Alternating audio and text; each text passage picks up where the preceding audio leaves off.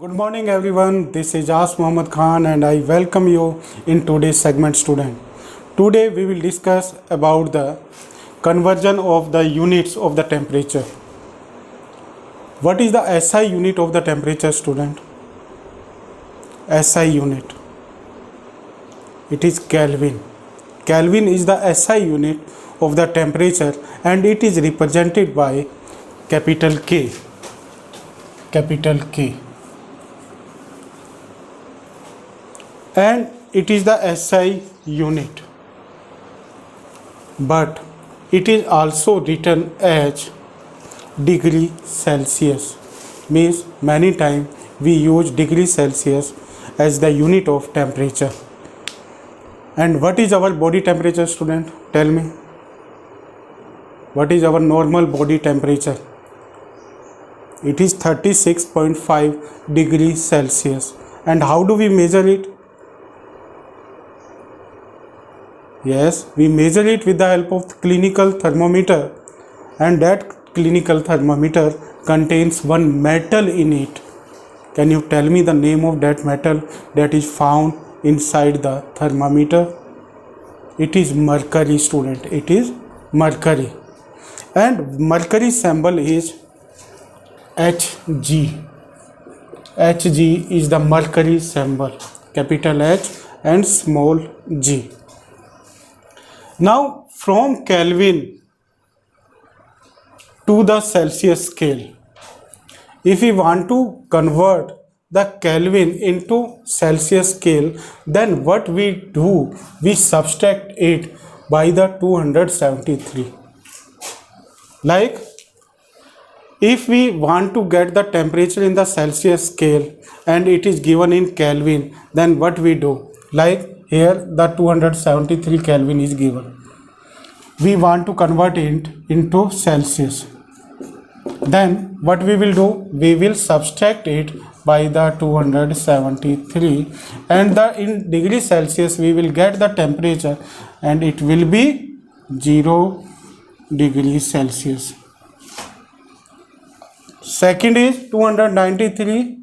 If the temperature is 293 Kelvin, then it will be the degree Celsius 293. We will subtract it by the 273 and the temperature will be 20 degrees Celsius. Another is 473.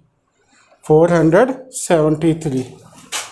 Like it is 473 Kelvin is given. Now we will subtract it. 473, we will subtract it by 273 and the temperature will be 200 degree Celsius. So this is the formula from which we get the temperature in degree Celsius if the temperature is given in Kelvin. So this formula you will learn, student. T degree Celsius is equal to Tk, for means the temperature in Kelvin, minus sign 273. It is the formula. Next is from Celsius to the Kelvin scale. From Celsius to the Kelvin scales. Means how do we get the temperature in Kelvin? In this we add the degree Celsius with 273. Like if the temperature is 27 degrees Celsius, then the Tk will be, it is 27 degrees Celsius. 27. Then it will be added by, so the temperature will be 300 Kelvin. Next is,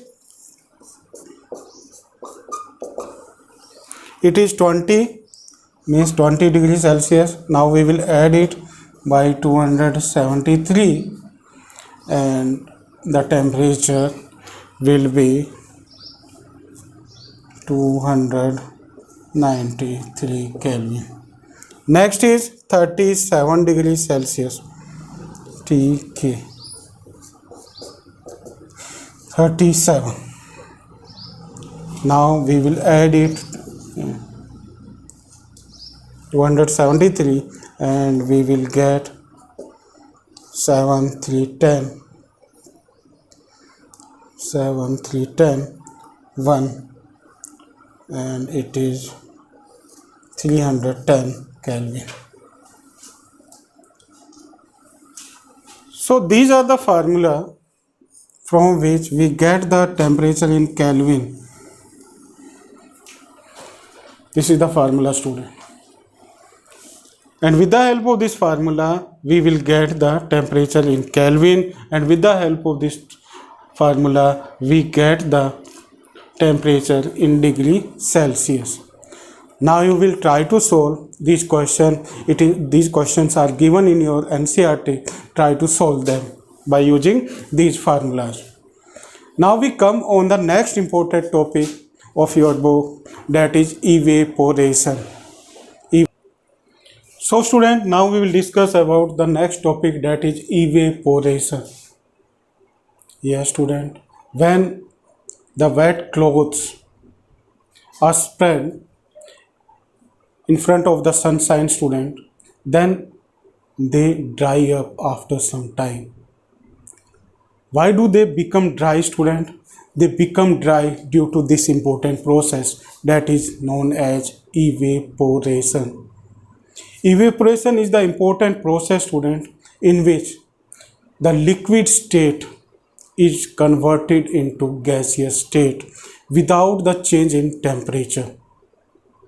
Means at any temperature, when the liquid state is changed into gaseous state, that particular process is known as evaporation. And the substances that can easily evaporate are known as volatile substance, like petrol, diesel, acetone or the nail polish remover, alcohol, pure alcohol. They come in the category of the most volatile substance. Why? Because they can evaporate easily. Means their particles are converted into liquid to gaseous state.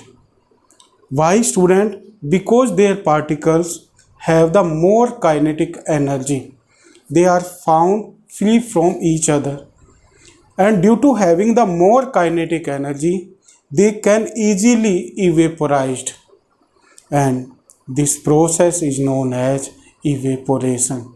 And due to the evaporation, we can dry our wet clothes, and we can also remove the different particles, like with the help of the acetone we can remove the nail polish, or it is used as nail polish remover, because this is the phenomena that is used in that. Like the salt is also obtained from the coastal areas with the help of evaporation, in which the salt crystals are formed, student, because the water is evaporized. Now when the liquid particles are converted into gaseous particle, that process is known as evaporation. And in this we can write the example of water, and water is changed into steam. So we can say that it is evaporation. Now what are the factors of the evaporation? There are the different factors from which the speed of the evaporation is increased or decreased, like the surface area. If the liquid particles are found, or the liquid state substance is found in the more surface area or in large surface area port, then it is evaporized fastly. because it will cover the more surface area from which it will be vaporized more. Like if we take one bowl, small bowl, in which we will put the water, and we also take another pot like in the form of a large bowl. Now we take one plate, student. In all three pots, if we will put the water, then after 5 or 6 hours, when we will observe them, and if we will put them in front of the sunshine, then the amount of the water that we will found more, that we will found in this small bowl. Why, student? Because it covers the less surface area. In this, the liquid state particles covers the less surface area, and in this they cover the more surface area. But in this they cover the most surface area, student. They cover the most surface area from which we will get the very less amount of water in this, because the most of the water will be evaporated from the plate. Why, student? Because it covers the most surface area, and due to having the more surface area, the water will be evaporated more from this plate or this disc-like structure. Now we come on the temperature. We can say that the evaporation is directly proportional to the temperature. If we increase the temperature, then evaporation is also increased. If we decrease the temperature, then the speed of the evaporation is decreased, student. So we can say that the evaporation is directly proportional to the surface area. If we increase the surface area, then the speed of the evaporation is increased. If we decrease the surface area, then the speed of the evaporation is decreased. Next is, if we increase the temperature,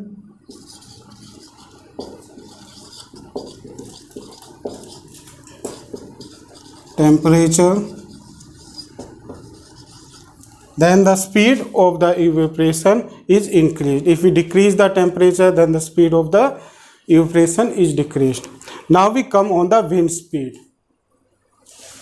As you know that when the wind blows, student, then the speed of the evaporation is increased because it is facilitated by the wind. So we can say that the evaporation is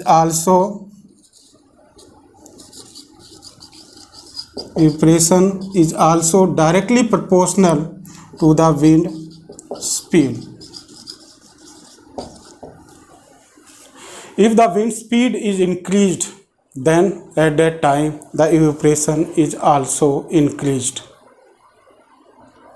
Due to that, when there is wind blow, if we put the wet cloth outside our home and the wind speed is more, then at that time the clothes that we put outside, they dried up in a less time, student.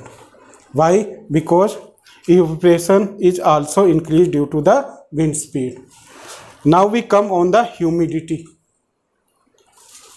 This is the factor, student, due to which the evaporation is decreased. If there is humidity in the environment, then the speed of the evaporation is decreased, student. It is decreased because evaporation is inversely proportional to the humidity. So we can say that due to the humidity, the evaporation speed is decreased. That's why in the rainy season, the clothes that we put outside, then they take time to in drying they take the time. Why? Because there is humidity in the environment from which the evaporation is decreased, student. So these are the factors that affect the evaporation. Now you will try to cover all these topics. Thank you very much and have a pleasant day.